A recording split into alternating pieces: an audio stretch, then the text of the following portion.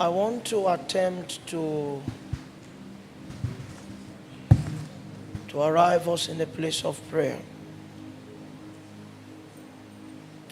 Joshua chapter 5 from the 13th verse.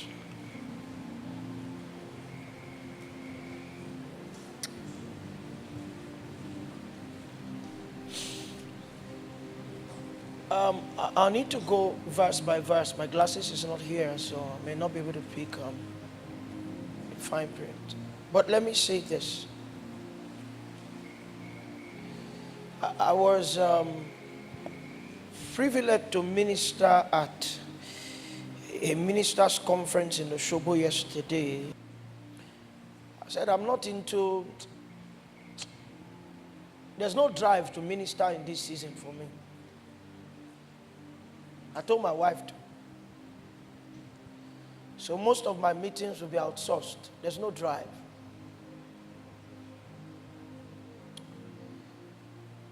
Where it is happening now in the spirit is in the presence of God. It's not before people.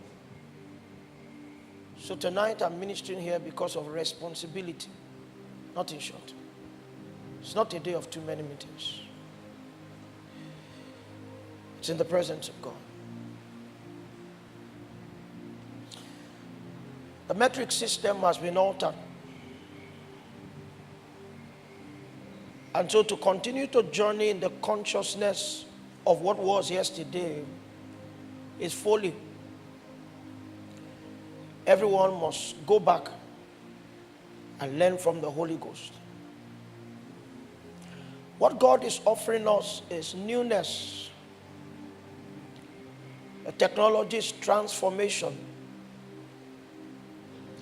The definition of our progressive experience is change. I'm going to say that again. What God is offering us, the merchandise of God, is newness.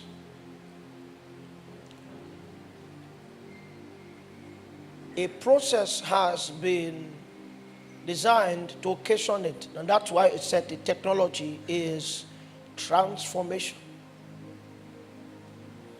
It's not a surface walk. It's designed to happen at gene level. It's a deep walk. And the concept of migration is actually not us journeying into a place. It's that we subject ourselves to the Lord so that what happens in the factory, which is your human spirit, can travel beyond your human spirit into creating an atmosphere around you. Everyone should, in this season, labor not to make light of your personal zone with God. If not, the gaps will become obvious, like it is. Selah. I'm burdened, and I've had to share with my pastors. I think I've not only spoken to Pastor Lamdi. That's why I was trying to discuss there. Help us, Jesus.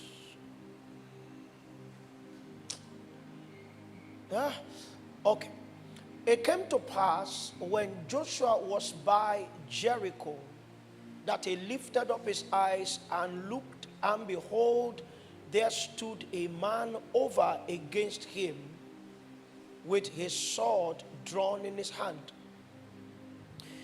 And Joshua went unto him and said unto him, Art thou for us or for our adversaries? The 14th and the 15th verse. Please be attentive. So who's scrolling?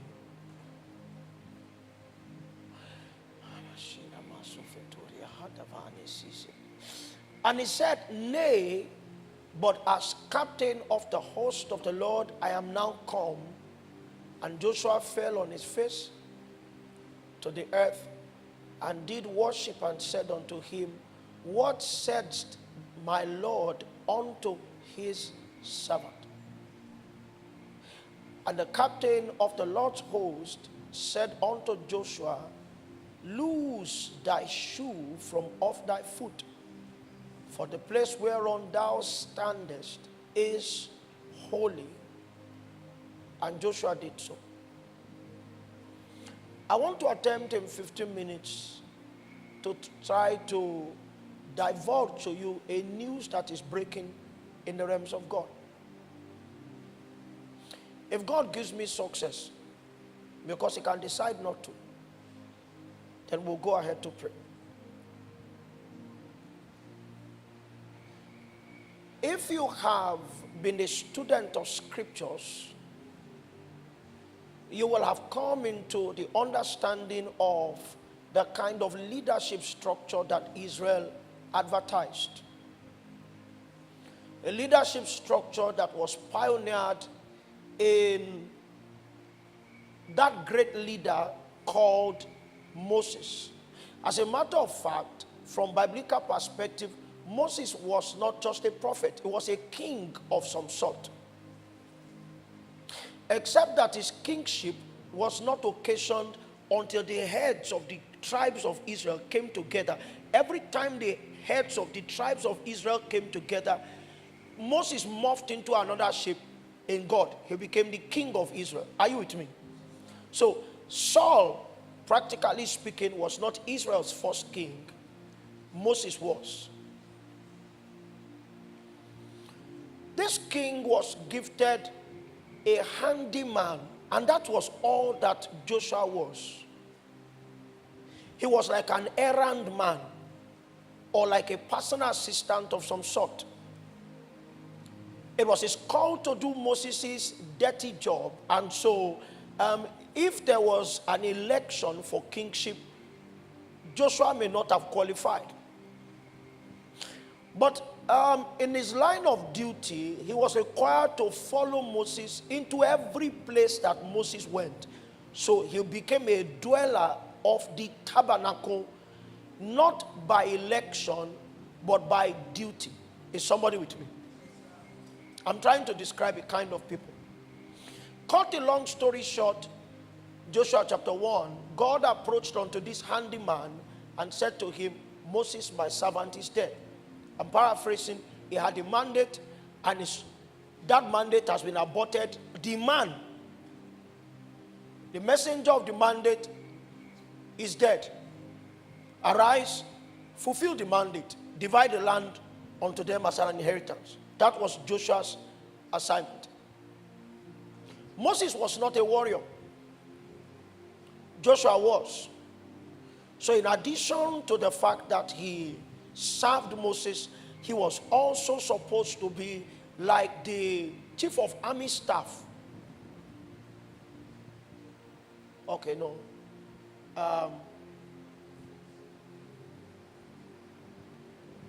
What's the title of the head of the service chiefs? There's naval, there's army, there's air staff, then chief of defense staff. So everything as regards warfare in Israel arose and descended on him. I'm giving you his CV because many of us have a very robust CD. Unfortunately, when the dimension of expression shifts, you may find out that your CV crashes with the change. So, our narrative now ensues. Israel was about to cross the Jordan, and this chief of defense staff, a man who had gained all kinds of mastery in warfare, part of his CV was the capacity to convert farmers and laborers into military men in one night. Because when they got to Rephidim, as at that time, Israel had never experienced open field combat before. Moses said to him, go and choose for us fighting men. There were no fighting men.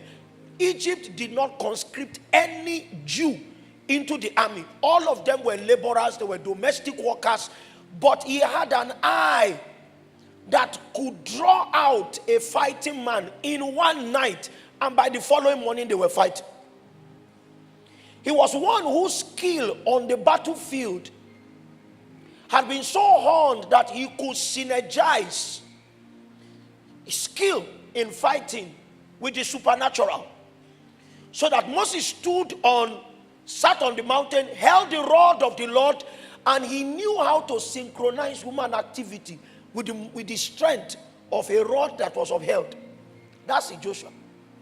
Now, this Joshua meets a man with a drawn sword.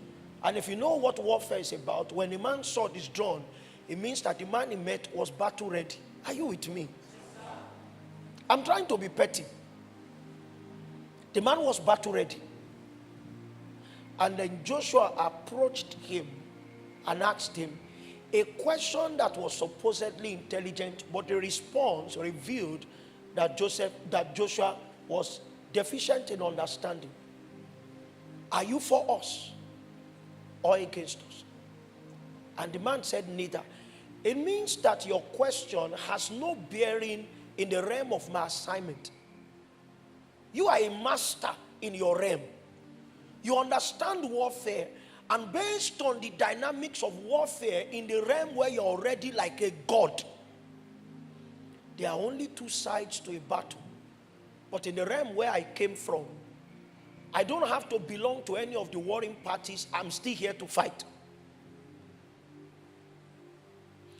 What I just said the other time is the summary of Joshua facing this captain of the Lord's host. As a matter of fact, Joshua was not schooled into the partnership of the captain of the Lord's host. In case you don't know how to leverage on the supernatural, he will say, I fought a battle and I fought in tandem with a rod.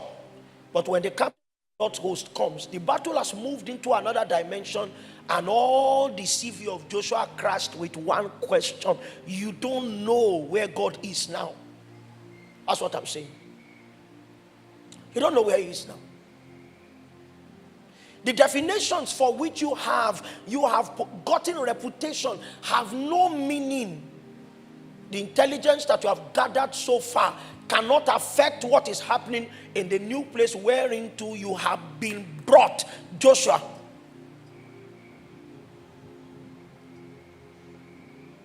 In your realm, whoever stands against you is either a friend or a foe.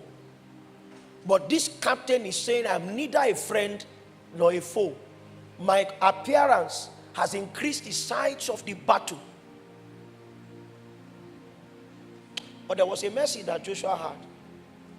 We don't know what will have befallen Joshua if that conversation progressed. What did Joshua do? He bowed down before him. Recognition. And he now asked him, you're a captain. I'm a captain. But when you show up, I become a servant and I do your bidding. That's alignment. That's the secret of leveraging on the wisdom of a dimension that you don't know. Align. And the first thing this captain told him was not to instruct him to fight, was to say, take off. Was that a new instruction? Joshua was taken to the place where Moses started his journey from. The same place in the spirit. For Moses, it was not a battlefront. It was a burning bush in the desert. So it meant that that same dimension from which God called Moses had moved into another physical location, and every time that dimension shows up, a man must perform the same courtesy. Take off your shoes. We may need to now ask ourselves, why do they all need to take off their shoes? It's because your shoes are custodians of history. If you claim that you didn't walk in a swamp or a swampy area, all we need to do is look at your shoes. You just polished a black shoe, and I saw you at the gate. I said, where have you been? You said, I've been at the altar. I don't need to ask for that, Pastor Diola. What do I do? I look at your shoe. Your shoe will tell the story of your walk. Are you with me? If you entered water, your shoe will bear witness. If you stepped on cow dung, your shoe will bear witness. If you walked through dust, if you stepped on tarmac that was not yet dry, all of the places that you went to will be lodged in the shoe that you wear. It was to say that your experiences aforetime are unnecessary. Where you are standing on is consecrated ground, and you must align with the demands of consecration before we talk further. The gaps are beginning to emerge. The gaps can be calibrated in many ways. They can be intensity gaps, they can be revelational gaps, they can be potency gaps, but the gaps are beginning to open. So that you will not be jealous. Another season of work has unlocked to us. Every man must trust Jesus to pay the price of arriving in the places. If you don't arrive, you will be at the mercy of the strength of other people. And it's not a bad place to be. But when you have journeyed long, you will find out what you could have been that you did not become, because in the day that God invited, you did not say yes to him. I found out in my walk with God that subscribing to God in belated fashion makes the journey of entering your place in God more difficult, because invitations come with modicums of grace. Are you with me? It is easier to journey when the invitation comes. The longer you wait, the more scarce the resources for the journey.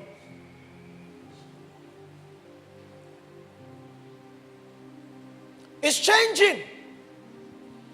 It's changing.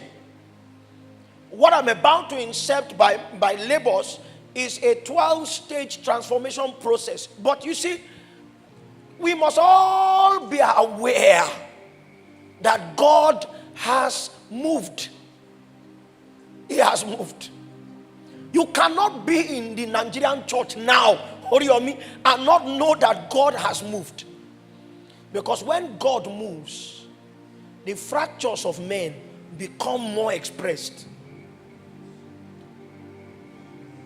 Israel was strong when the cloud was with them. If you ever got isolated from the cloud, you will understand how weak you are. What do you know about this new place? And in case you have stumbled on new knowledge, what are you doing anew? Because the dynamics of your existence have shifted.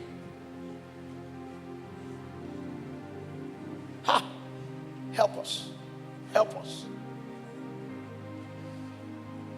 Don't waste your time on YouTube now. Don't waste your time on YouTube. I mean, just listen to everybody.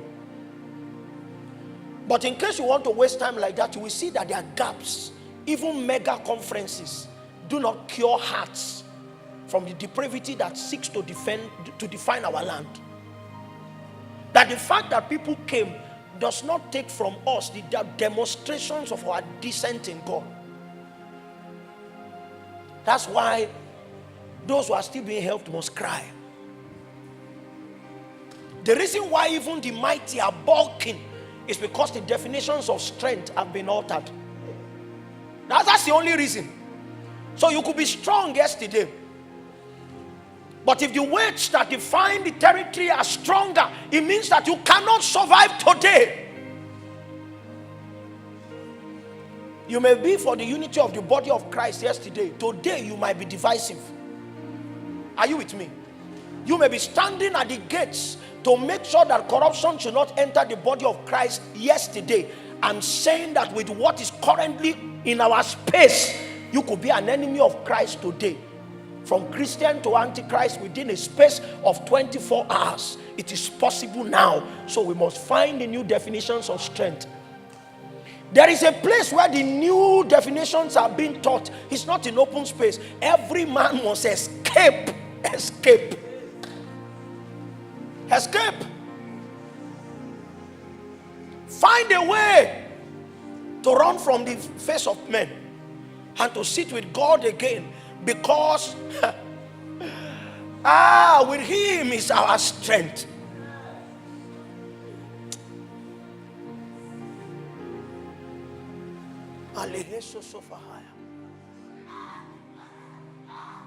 And I will lift up my eyes to the hills, from whence cometh my help. My help cometh from the Lord. The Lord which made heaven and earth. He said, He will not suffer thy foot to be moved. The Lord who keepeth thee, he will not slumber nor sleep. Oh Lord, the Lord is my keeper. The Lord is thy shield. Help me, help me. Rete kofanine viate akasi setahaya.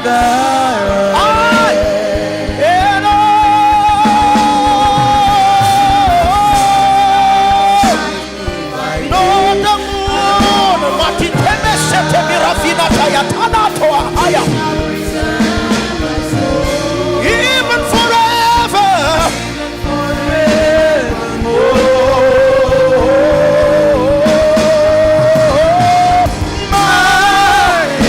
Yes, it comes and it comes from you. My help, all of my help, it comes.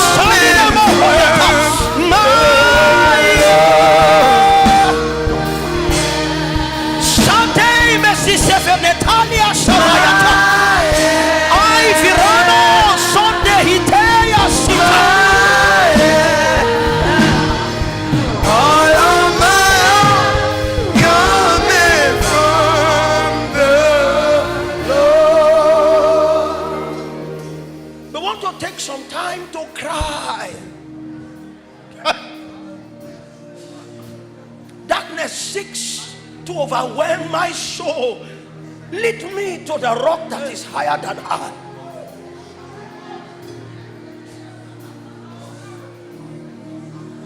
Guide me, O thou rich Jehovah, pilgrim through this barren land. I am weak, but thou art mighty. Hold me with thy powerful hand. Strong deliverer, strong deliverer, be thou still my strength and shield. Strong deliverer, he cananinato sate kakita baravia kane atiada. Ipasome vina note ilado samino ifarida da tomi se itoto masani kifina katani baraza kajalaka. I forgive the conversation. We will not be drowned. We will be standing. Sunday.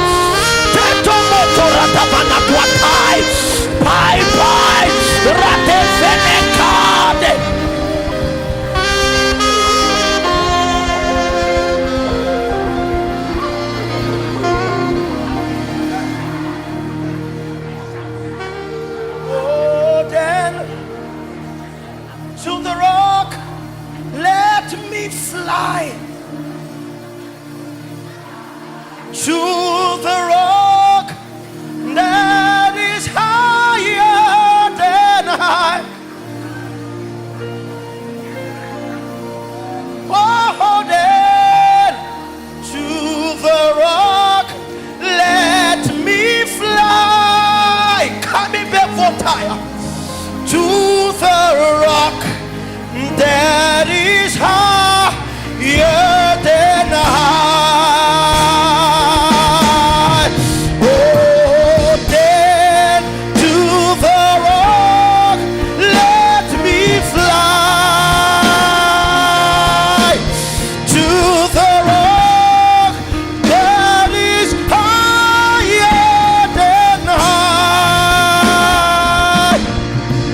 Oh,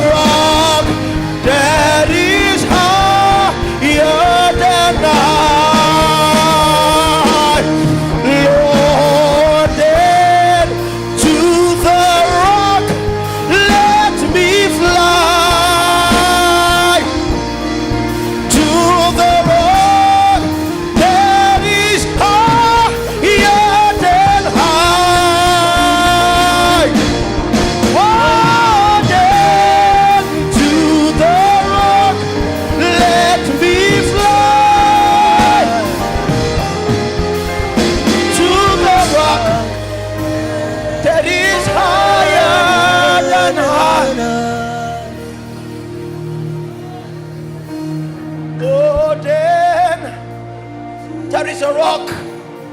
Give me wings. Give me wings. Let this eagle break away from the words. Give me flight. Let that which seeks to overwhelm, let that which seeks to ground come verita highest. I was designed for flight. I was designed to soar. Ebola itete bahaya, erivina tona, saimo sahaya. Oh, get to the rock, let me fly. To the rock that is higher than high. Oh, let to the rock, let me fly. One more time. To the rock that is high.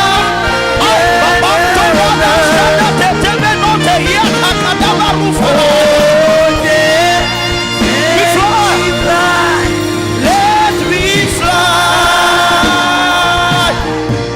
to the rock that is higher than high.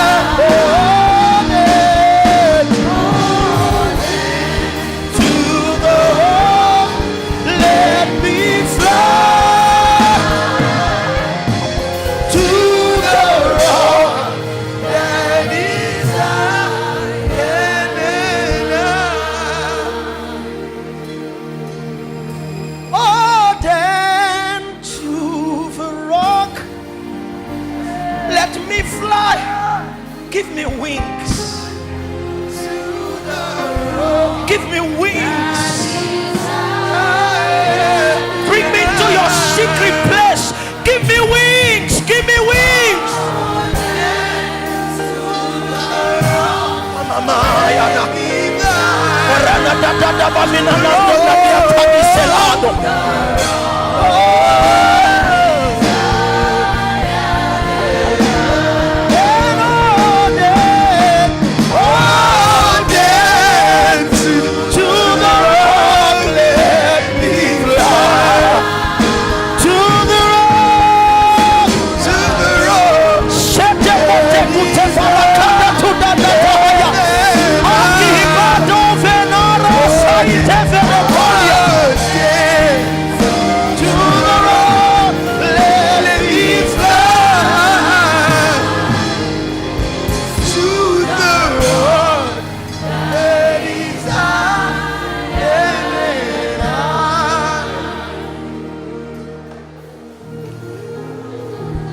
There is a place in which I am not prone to the strength of the tempter. It's not in every place men fall when temptation comes. It's not in every place. It's not in every zone where men struggle into the things of God. It's not everywhere. There is a place where wisdom dwells. Accuracy is not an item in every zone. There is a place of accuracy. There is a place of consecration. There is a place where fellowship is consistent. And tonight he gives wings, new wings, new wings, new wings, wings that are stronger than the storm. Fananiale.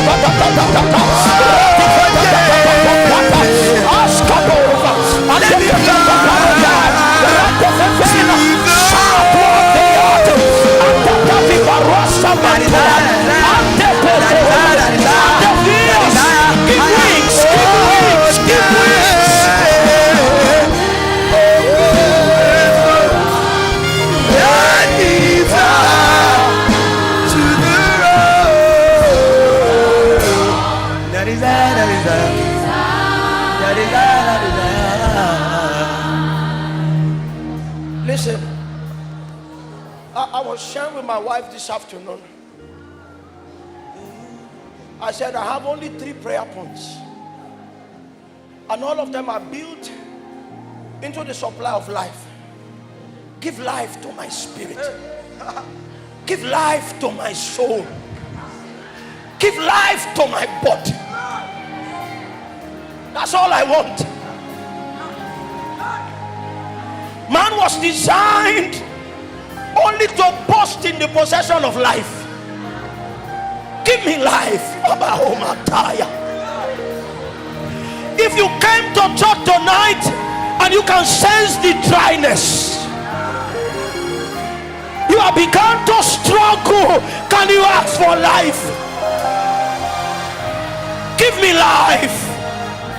Give me life. Sababuahekeya elekefekito mansotados kolia sabuakete ketitobansoika rafikete etuafiata sabikole sabukupetai pai pai pai pai kamara toke gote kaya abuake toka beto berata kate bele givete pai peguvela sami akile eko